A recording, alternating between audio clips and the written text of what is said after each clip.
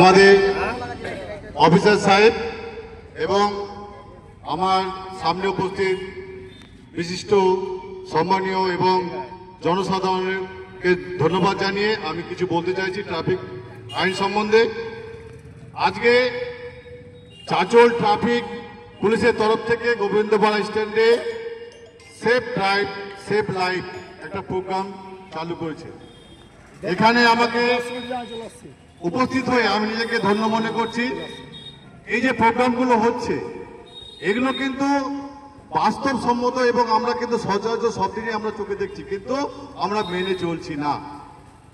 তো এগুলো যে পুলিশ অফিস যখন আমরা বিনা হেলমেটে রাস্তা দিয়ে চলাচল করি তখন কি হয়, ট্রাফিক পুলিশ অথবা অফিসার কেউ যদি আমাদেরকে ধরে আমরা কি করি, তর্ক করি।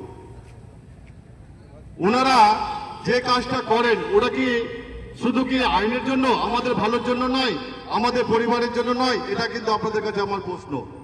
এটা কিন্তু আমাদের পরিবার এবং আমাদের ভালোর জন্যই ওনারা করেন। আজকে যদি আমাদের একটা রাস্তায় বেরোচ্ছি, যদি অ্যাক্সিডেন্ট হয়ে আমাদের কিছু হয়, কিন্তু সাফার কিন্তু আমাদেরকে করতে হবে, আমাদের পরিবারই কিন্তু ভুক্তভোগী হবে। সুতরাং আমাদেরকে কিন্তু এই ট্রাফিক আইন আমাদেরকে মেনে চলতে হবে।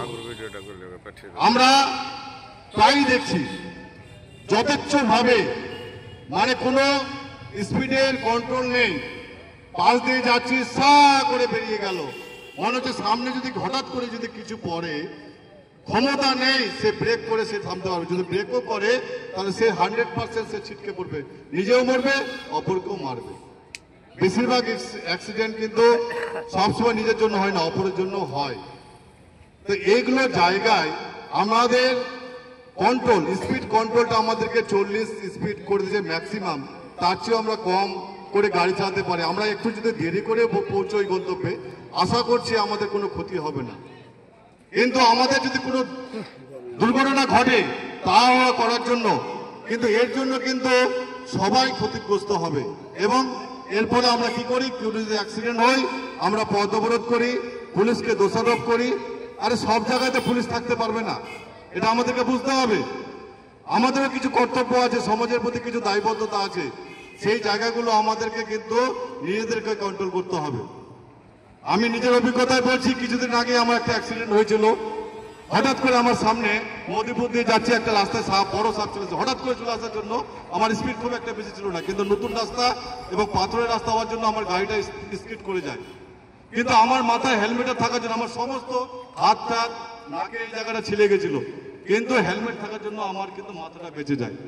মাথা একটা এমন একটা জিনিস, হঠাৎ করে যদি মাথাতে লাগে সবচেয়ে কিন্তু ক্ষতিগ্রস্ত হবে। এই জন্য সরকার, প্রশাসন সবাই চেষ্টা চালিয়ে যাচ্ছে আমাদের জীবনকে রক্ষা করার জন্য। আমাদের সেই জিনিসটা মেনে চলতে হবে। আমাদের কিছু কিছু জিনিস আছে, যেমন আমাদের red light, yellow light, green light কিছু কিছু জায়গায় দেখতে পাই। আমরা কি করি, না মেনে চাঁচল স্ট্যান্ডে যখন যাই, এখন অনেকটা মানুষ সচেতন হয়েছে এই বারবার প্রোগ্রামগুলো করার জন্য। তো আগে কি দেখতাম, ফুট করে সা করে চলে গেল, কিছু আইন কারণ মানার ব্যাপার নাই। উল্টো দিক থেকে যদি কেউ আসে তাহলে অ্যাক্সিডেন্ট হবে, সুন্দর একটা গন্ডগোলের সৃষ্টি হবে। এই জন্য আমাদের আরো সচেতন হতে হবে, আমাদেরকে আরো বেশি দায়বদ্ধতা আনতে হবে। শুধু বাইক চালকদের নয়, অন্যান্য গাড়ি যারাও আছে, বিশেষ করে যেগুলো টেম্পো গাড়ি, যেগুলো মুরগির গাড়িগুলো নিয়ে যায়, এত স্পিডে যায় ভোরবেলা, মাথাটা খারাপ অবস্থা। কেউ যদি পথচারী যারা মর্নিং ওয়াক করে তারা হয়তো জানবে যে কি স্পিডে তারা যায়। তো এগুলো জায়গাগুলো প্রশাসনকে বলবো যে আপনারা একটু দেখবেন যে আর যখন কিছু যারা হেলমেট পরছে না, ফাইনটা সমাধান নয়, আপনারাও চেষ্টা করবেন তাকে বুঝিয়ে যতটা সম্ভব আপনারা তাকে যদি ফাইন যাতে না করা যায় তাকে বুঝিয়ে 2-1 অন্তত চান্স দেওয়ার চেষ্টা করবেন। হতে পারে অনেক সময় তারা ওরাতে সে ভুলেও যেতে পারে বা কিছু হতে পারে, হঠাৎ করে এমন একটা কাজ পড়ে গেল যে সে কিন্তু হেলমেটটা নিতে ভুলে গেছে। আমাদেরকে তো অবশ্যই সজাগ হতে হবে, কিন্তু আপনাদেরকে একটু মানবিকতার দিক দিয়ে আপনার অনুরোধ যে একটু আপনারা লক্ষ্য রাখবেন।